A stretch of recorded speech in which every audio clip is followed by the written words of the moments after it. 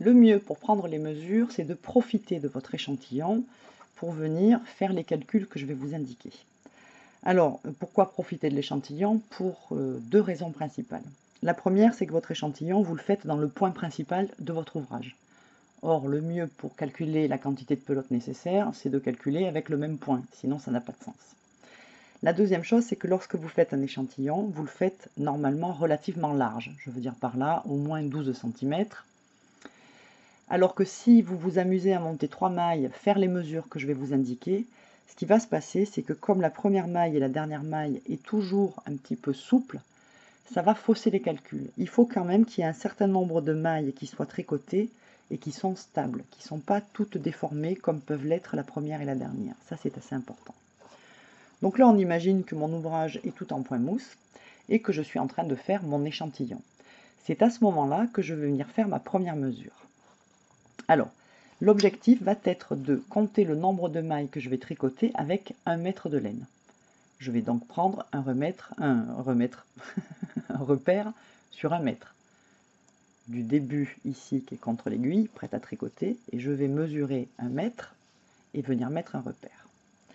Imaginons maintenant que vous fassiez un point fantaisie assez complexe avec le fil qui passe devant, qui passe derrière, des glissés, des jetés, que sais-je.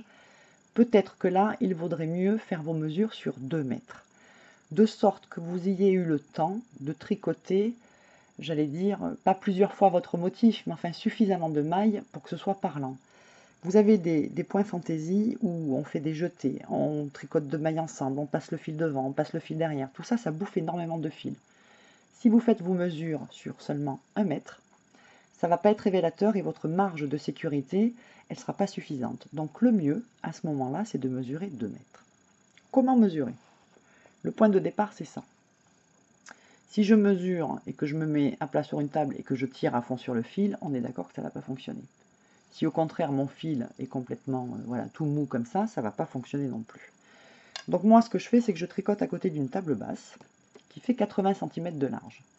Donc je sais que lorsque je pose le fil du début de la table basse en largeur sur la fin et que je le pose négligemment comme ça, j'ai 80 cm. Et sur cette table, j'ai fait un petit repère super discret, parce que bon, faut pas exagérer, de 20 cm. Donc on imagine que mes jambes, c'est la table. Je me pose là, 80 cm, et ensuite je repars du bord et je viens jusqu'aux 20 cm que j'ai fait, et voilà, j'ai mesuré 1 mètre. Donc tout le monde trouvera sa solution. Voilà, ce qui est le plus pratique pour vous, ce qui nécessite le moins d'embarras. Ne vous amusez pas à prendre un mètre de couturière et à mesurer debout comme ça, non. Faites-le à plat sur une table, vous prenez un repère d'1 mètre ou de 2, donc 2 fois 1 mètre, hein, tant qu'à faire. Vous venez positionner votre fil sans le tirer et sans qu'il soit complètement souple, juste vraiment posé. Quand vous aurez mesuré 1 mètre, il va falloir mettre un petit repère, hein, parce que sinon ça va être compliqué. Alors il y a plein de solutions pour ça. Imaginons que 1 mètre ça arrive ici, eh bien moi je prends un petit repère comme ça et je le pique dans la laine elle-même. Hop, voilà. Vous voyez, j'ai mis un petit repère. Vous pouvez aussi, avec un fil de couleur contrastante, venir faire un petit nœud. Vous pouvez aussi, avec une aiguille et un fil de couleur contrastante, venir piquer à l'intérieur du fil avec lequel vous tricotez. Enfin, il y a plein de façons. Ce qu'il faut, c'est que votre repère ne bouge pas. Si votre repère bouge, eh bien, vous avez perdu vos 1 mètre. Et du coup, ça ne fonctionne plus. Donc là, je vais aller mesurer 1 mètre pour de vrai, parce que pour le coup, c'est pas le cas. Je vais mettre mon repère comme je vous l'ai montré là, c'est-à-dire un repère qui ne bouge pas. Et ensuite, on va simplement tricoter et compter le nombre de mailles qu'on tricote jusqu'à ce qu'on arrive à ce fameux repère. Voilà, mon repère est posé à 1 mètre, je peux commencer à tricoter. Alors 1 mètre pour moi, 2 mètres peut-être pour vous. Et je tricote tout à fait normalement. Ne faites pas ces mesures aussi au tout début de votre échantillon, parce que là, il y a une tension qui est exercée du fait qu'on ait monté les mailles. Faites-le en cours de route de l'échantillon, là où vous tricotez de manière naturelle, comme d'habitude. Parce que parfois, quand on n'a pas tricoté depuis longtemps, on serre un petit peu au début, ou au contraire, c'est un peu lâche, et puis après, on prend ses aises, et voilà. Donc, faites votre mesure là où vous avez atteint votre rythme de croisière. Donc là, je sais que je vais faire au moins un rang, donc c'est pas la peine que je compte, hein, j'aurai qu'à compter mes mailles à la fin. Et puis je vais continuer comme ça. Et quand j'arriverai au repère, je noterai le nombre de mailles que j'ai tricoté, parce qu'en général, on l'oublie très vite, bizarrement. Enfin, moi en tout cas. Alors là, combien j'en ai déjà? 2, 4, 6, 8, 10, 12. Je continue. Donc comme je suis au point mousse, c'est un point qui a tendance à vachement bouffer de fil parce qu'il ne monte pas. Je vais faire peu de mailles avec un mètre, mais bon. Alors 12, 13, 14.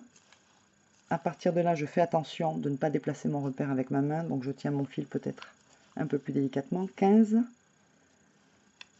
16, et vous voyez, j'en ferai pas une 17e.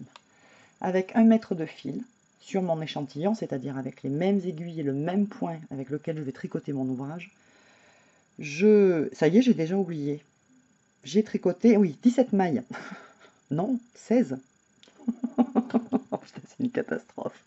12, 13, 14, 15, 16. J'ai tricoté 16 mailles avec un mètre linéaire. Voilà, ça, c'est ma base de calcul.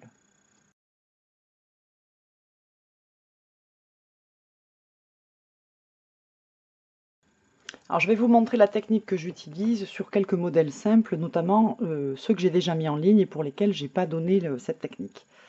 Donc, vous avez le tuto tricot numéro 8, qui est un petit gilet sans manches et qui a l'avantage d'être en une seule pièce. Alors, vous avez aussi le tuto tricot numéro 4, qui est donc une petite robe, qui présente deux inconvénients, j'allais dire, mais au moins un avantage, c'est qu'on a un grand rectangle ici qui sera super facile à calculer. L'inconvénient, c'est qu'ici, on a du façonnage, c'est-à-dire que on vient diminuer les mailles, donc ça va être plus difficile pour compter combien de mailles il y a ici. Et l'autre chose, c'est qu'on tricote aux cotes, avec des cotes 3-2 tout le haut. Est-ce que j'utilise le même nombre de mètres linéaires quand je tricote des cotes 3-2 que quand je tricote du jersey? Puisque mes 16 mailles au mètre linéaire, c'est en faisant mon échantillon de jersey que je les ai trouvées. Or, dans ce tuto, on ne fait pas d'échantillon pour les cotes, simplement parce qu'on n'en a pas besoin. Tous nos calculs sont basés sur le jersey. Là, vous avez deux solutions. Soit vous tricotez un petit peu de cote 3-2 et puis vous faites votre mesure du nombre de mailles par mètre linéaire sur des cotes 3-2, et donc vous aurez deux bases de calcul, une pour le bas et une pour le haut. Soit vous vous dites comme moi que très honnêtement, les cotes 3-2, au niveau de... J'ai déjà fait l'essai, je veux dire, j'ai déjà vérifié. À un chouïa près, on utilise la même quantité de laine pour tricoter du jersey que des cotes 3-2. C'est pas vrai pour tous les points, mais en tout cas pour celui-ci, ça l'est. Donc on va utiliser, enfin moi dans mes calculs, je vais utiliser mes 16 mailles au mètre linéaire pour le bas et pour le haut. Vous avez aussi le tuto tricot numéro 3 qui est un pull ajouré sans manches. Alors celui-là il est super simple pour une raison, c'est que vous avez un carré en bas et un rectangle en haut. Donc là ça va être très facile. Par contre, le point en haut et le point en bas n'est pas le même, il a fallu faire deux échantillons. Donc il vous faudra mesurer deux fois. Une première fois quand vous ferez votre échantillon de jersey et une deuxième fois quand vous ferez votre échantillon de point fantaisie en l'occurrence. Alors on commence par le tuto numéro 8, c'est-à-dire le gilet sans manches. Donc vous suivez le tuto tout à fait normalement. Vous faites votre dessin et vous venez mettre vos mesures en centimètres en fonction de la taille que vous avez choisie. Ensuite, bien sûr, vous suivez le tuto, vous divisez toutes les dimensions par 10, comme on le fait habituellement. Donc là, on n'a besoin que des principales. 2,4, 2,4. Vous avez fait votre échantillon, donc vous connaissez votre échantillon. Moi, c'est 6 x 13, ce qui va vous permettre de venir calculer le nombre de mailles et le nombre de rangs à tricoter. Donc là, moi, ce qui va m'intéresser, c'est que je vais calculer pour la totalité de l'ouvrage, comme si c'était un rectangle sans trou, et je vais venir ensuite enlever cette partie-là. Donc pour l'instant, je vais me contenter de calculer le nombre de rangs et de mailles, le nombre, pardon, de mailles et de rangs, comme si c'était qu'un seul carré. Donc là, comme d'habitude, on fait 2,3 x 6, c'est égal à 13,8, donc j'arrondis à 14. Et ici, 4,2 x 13, cette fois-ci, je prends le nombre de rangs, bien sûr. 54,6, je vais arrondir à 56, c'est pair, hein, donc ça sera 54 ou 56. Mais ça, vous le faites au moment du tuto, hein, au fur et à mesure. Je note bien sûr aussi le nombre de mailles que j'ai pu tricoter avec un mètre linéaire. 16 mailles par mètre linéaire. Donc maintenant, je vais compter combien de mailles j'aurai tricoté une fois que j'aurai fait ce grand carré. Hein. On ne tient pas compte pour l'instant du trou, on viendra le soustraire après. J'aurai tricoté 14 fois 56. J'aurai tricoté en tout 784 mailles. Ok, hop là. 784 si c'était un grand rectangle, rien de plus. Donc maintenant, il faut que je vienne enlever cette petite partie-là. Donc je vais calculer combien de mailles il y a ici. 0,4 fois 6, ça fait 2,4. Bon, je vais mettre 3 hein, parce que j'ai pas bien le choix. Il faut dire que ma laine est énorme. Là, pour la démonstration, j'ai pris une laine qui est énorme, donc ça fait des résultats un peu bizarres. Et cette hauteur-là, je la retrouve là, c'est 2,4. 2,4 fois, évidemment, 13. Ça fait 31,2, donc 32. Je vais maintenant calculer combien de mailles il y a dans ce petit rectangle que je dois enlever. Donc je fais 3 fois 32. 3 fois 32 est égal à 96 mailles. Je prends donc la totalité de mon ouvrage et j'enlève les mailles que je n'aurai pas tricotées puisque c'est un trou ici. 784 moins 96. 784 moins 96. Mon ouvrage fait 688 mailles. Alors je ne vais pas rester sur 688 tout court, je vais rajouter une marge de sécurité. C'est-à-dire que je vais partir du principe que je tricote 10% de plus de mailles. Et 10%, je pense qu'il faut le faire à chaque fois. 688 plus 10%. Alors 10% de 688, je mets simplement une virgule. Ça fait 68,8. Sinon vous faites 688 fois 10% et ça vous écrit 68,8. 688 plus, puisque c'est ma marge de sécurité, 68,8, ça me fait 756 mailles,8. Autant arrondir directement, par exemple à 757, ça ira très bien. Donc avec mes aiguilles numéro 12 au point mousse, si je tricotais cet ouvrage, j'aurais tricoté en tout 757 mailles. Or, je tricote 16 mailles pour 1 mètre linéaire. Donc, combien de mètres linéaires je vais devoir utiliser pour tricoter ces 757 mailles? Eh bien, je fais 757 divisé par 16. Donc, 757 divisé par 16. Je vais utiliser 47,31 mètres de laine. Alors maintenant, je vais prendre l'étiquette de ma pelote et je vais voir combien il y a de mètres dans une pelote. De cette façon, je saurai combien de pelotes il me faudra. Ma pelote de laine fait 60 mètres. Donc je sais qu'avec une pelote, je vais pouvoir tricoter le modèle en entier puisqu'il me faut que 47 mètres pour tricoter ce modèle. Alors là, l'exemple est un petit peu mal choisi parce que du coup, j'ai même pas besoin de calculer, je sais qu'il me faut pas tout à fait une pelote. Ce qu'on va faire, c'est qu'on va partir du principe que ma pelote fait 30 mètres. Voilà, comme ça. Alors, une pelote est égale à 30 mètres. Je dois tricoter 47 mètres,30. Alors, vous arrondissez pas. Moi, je vais faire 48 mètres. Hein, oui, il me faut 48 mètres de laine. Et je sais qu'une pelote fait 30 mètres. Donc, 48 divisé par 30, 1,6. 48, c'est-à-dire le nombre de mètres de laine qu'il me faut, divisé par la longueur totale d'une seule pelote. 30 est égal à 1,6 pelotes. Il me faudrait donc une pelote,6, soit un peu plus d'une pelote et demie, pour tricoter cet ouvrage. Bon, dans les vrais chiffres, il m'en faut même pas une, puisqu'elle fait 60 mètres. J'avais un petit peu zappé qu'avec des grosses aiguilles et des grosses mailles comme ça, forcément, il me faudrait pas une seule pelote. Il me faudrait moins d'une pelote, puisque c'est un 3 mois, mais bon. Donc vous comprenez le principe. On a notre nombre de mailles au mètre linéaire. On fait nos calculs comme je l'indique dans le tuto pour savoir combien de mailles il faut monter, tricoter pendant combien de rangs. On calcule d'abord pour la totalité, 784 mailles. Ensuite, on vient enlever le petit bout qu'on ne tricotera pas, puisque c'est du vide là. D'accord? on l'enlève, on trouve un résultat auquel on va rajouter 10% de marge de manœuvre. C'est la marge de sécurité et franchement, il faut le faire.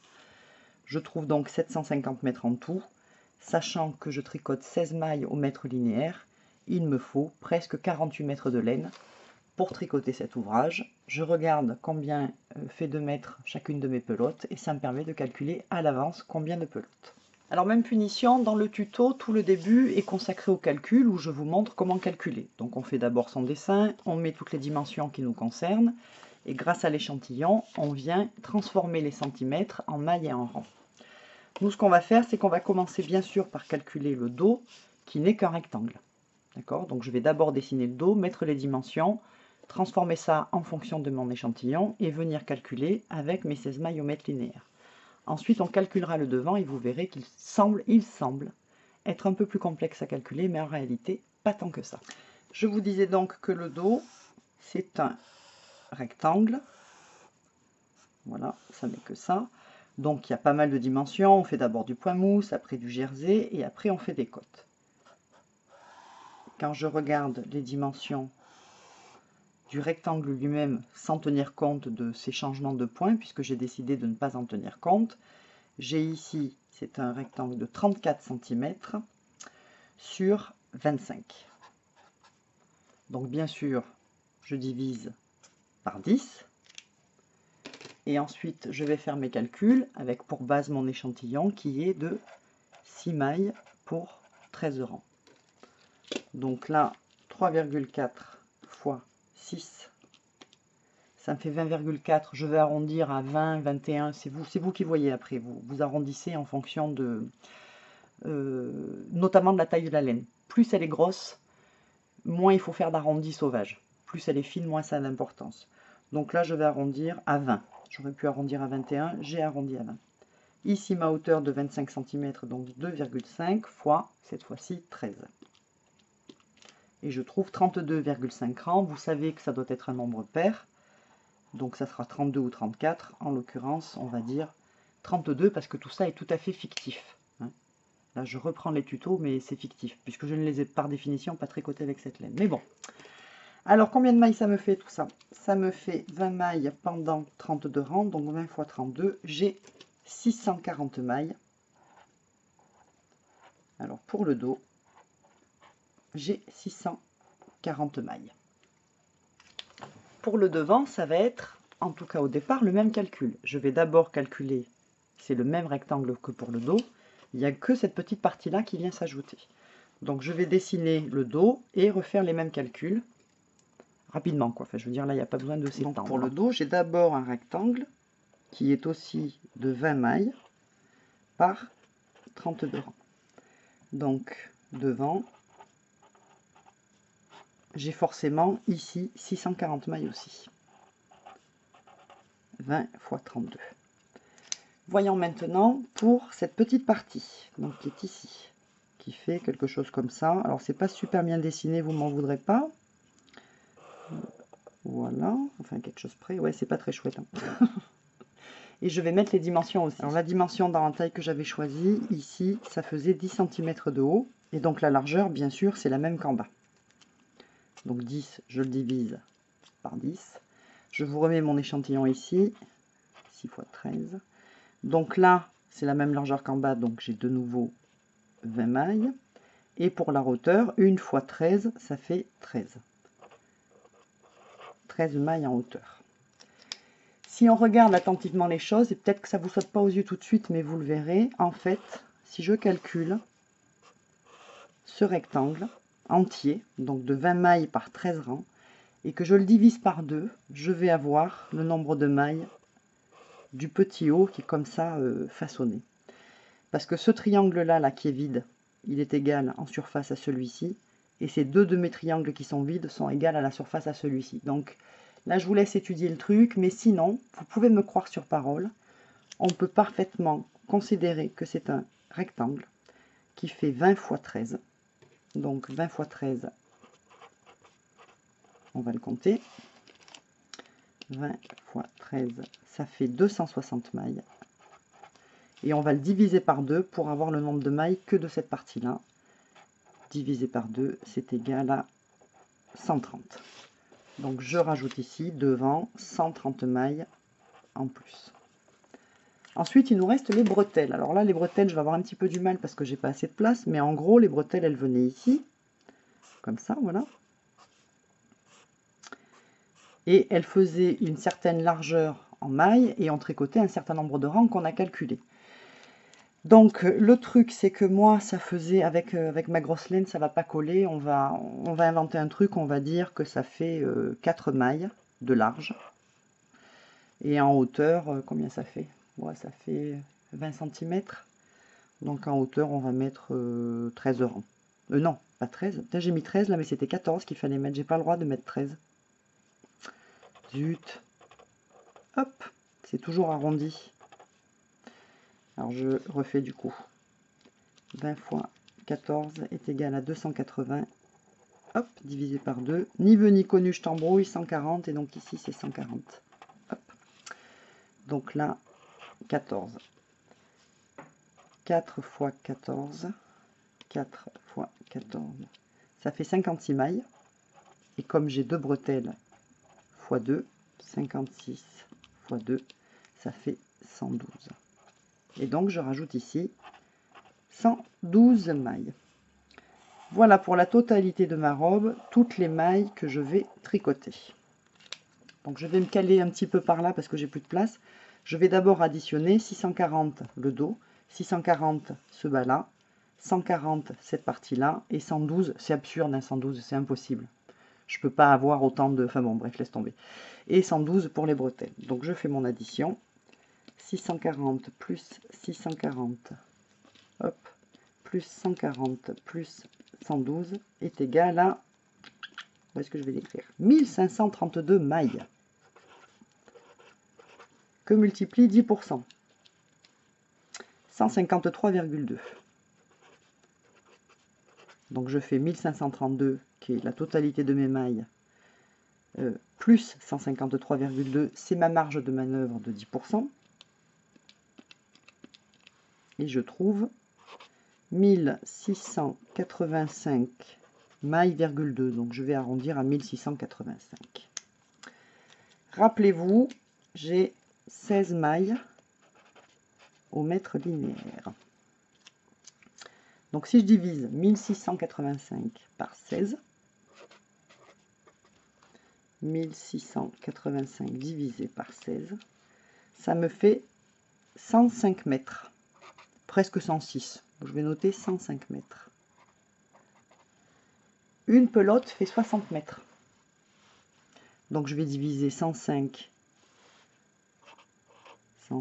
divisé par 60 mètres pour une pelote. Ça, vous le trouvez sur l'étiquette du fabricant. 105 divisé par 60, 1,75. Pour tricoter cette robe avec ma laine, qui a un échantillon, je vous le rappelle au départ, c'est obligatoire pour le compter, de 6 mailles par 13 rangs, avec laquelle je peux tricoter 16 mailles au mètre linéaire. Il me faudrait une pelote, 75, donc presque 2 pelotes de cette laine qui fait 60 mètres de long. Donc voilà, le principe il est là, c'est que vous refaites vos calculs avec votre échantillon et votre nombre de mailles au mètre linéaire. Et pour cette partie-là, vous ne vous inquiétez pas, vous comptez un rectangle que vous venez diviser par 2, parce qu'en réalité, la surface, c'est bien un rectangle divisé par 2. Vous pourriez le calculer autrement. Je suis sûr qu'il y a un prof de maths dans les parages qui va vous aider à le faire. Je l'ai vérifié, c'est bien égal à la moitié. Et n'oubliez pas qu'on prend une marge de manœuvre de 10%. Donc honnêtement, on est dans les clous. Donc voilà, c'est comme ça, moi, que je sais à l'avance combien de pelotes je vais devoir acheter ou avoir d'avance pour pouvoir tricoter cet ouvrage. Et tous les autres aussi d'ailleurs. On va passer maintenant à l'autre tuto qui nécessite deux prises de mesure. Voilà, donc ça c'est le pull du tuto tricot numéro 3 qui est déjà en ligne. Alors il est super facile parce qu'on a 2 rectangles. Par contre il y a un devant et un dos, donc il ne faudra pas oublier de compter les deux. La seule difficulté qu'on va avoir, c'est qu'il va falloir qu'on compte le nombre de mailles au mètre linéaire pour le haut et pour le bas. Ça tombe bien, de toute façon il faut faire 2 échantillons pour ce tuto, c'est le principe même du tuto. un échantillon pour le jersey, un échantillon pour le haut. Donc au moment de l'échantillon, vous comptez votre nombre de mailles au mètre linéaire. Alors juste une petite chose, moi je suis à 16 mailles par mètre linéaire pour le jersey. Je ne vais pas tricoter un échantillon de ce point fantaisie pour savoir combien de mailles je vais utiliser, je vais l'inventer. Je vais faire semblant parce que sinon ça n'a pas de sens. De la même façon, c'est un petit peu absurde de venir tricoter ce pull avec la grosse laine que j'ai utilisée pour compter mes mailles au nombre de mètres linéaires. Vous voyez que c'est fictif, c'est juste pour vous montrer le principe. Donc pour le haut, je ne sais plus quelle taille j'avais choisi, mais là ça fait 19 cm par 78 que je vais diviser par 10, c'est ce que je vous montre dans le tuto. Pour l'échantillon, alors, pour l'échantillon, donc c'est toujours... Ben non, c'est pas 6 par 13 du coup. Il va falloir que je le modifie, je vais inventer, donc je vais dire que c'est 8 mailles par 14. J'invente complètement, là, ça veut strictement rien dire. Pour le nombre de mailles au mètre linéaire, je vais dire que je fais que 14 mailles par mètre linéaire. Alors 78, ça fait 7,8 x 8, 62,4, 62 et 1,9, c'est-à-dire 19 cm x 14, ça fait 26,6, j'arrondis à 28. Je prends des libertés parce que c'est fictif, sinon je ne m'y amuserai pas. Donc le nombre de mailles, c'est facile, 62 x 28 est égal à 1736 mailles, sauf qu'on a deux côtés, donc on va faire x 2, puisqu'il y a le dos et le devant. X 2 est égal à 3472 mailles. Pour le bas, en jersey, mon échantillon est de 6 mailles par 13 rangs et mon nombre de mailles est de 16 mailles par mètre linéaire. Les dimensions de la bestiole, je ne m'en rappelle plus du tout. Hop là. Hop. C'est 44 cm par 47. Je divise par 10. Je fais mes calculs. Donc 4,7. Voilà, j'aimerais bien y voir un petit peu moi aussi. Voilà, 4,7 fois 6. Ça fait 28,2, donc j'arrondis à 28. 4,4 fois 13, ça fait 57,2, j'arrondis à 58. Et donc 58 fois 28, ça fait 1624 mailles. J'ai le devant, il me faut le dos, donc je multiplie par 2. Fois 2. Hop là, j'ai fait une erreur. 1624 fois 2, ça fait 3248. Ok, alors pour le haut, j'ai 3472 mailles. Plus pour le bas, j'ai 3248 mailles que j'additionne. 3472. Ça me fait 6720 mailles, plus 10%, donc fois 10%, plus 672. C'est ma marge de sécurité de 10%. 6720. Ça fait 7392 mailles en tout. J'ai... Ah non, mais j'aurais pas dû faire ça. Mais qu'elle est bête. Mais qu'elle est bête, elle est bête, elle est bête, elle est bête. Je peux pas faire... Non, mais alors vraiment, là, c'est... les tutos de... Bon, et non, ça va pas la tête. J'ai pas le même nombre de mailles en haut et en bas, le même nombre de mailles au mètre linéaire. Donc, il faut absolument que je calcule le haut et le bas séparément. Ah là là là là, on reprend. Ah ben il va être chouette le tuto. 3400, déjà que c'est que des chiffres et que c'est franchement assez pénible. Je suppose que c'est pénible pour vous. Bon après, quand vous prendrez l'habitude de le faire, vous verrez, ça va bien vous aider. Hein. Sérieux, notamment quand je veux faire des rayures de couleur et que je ne sais jamais si j'ai assez de reste de laine pour faire les rayures, ça m'aide. Allez, 3472.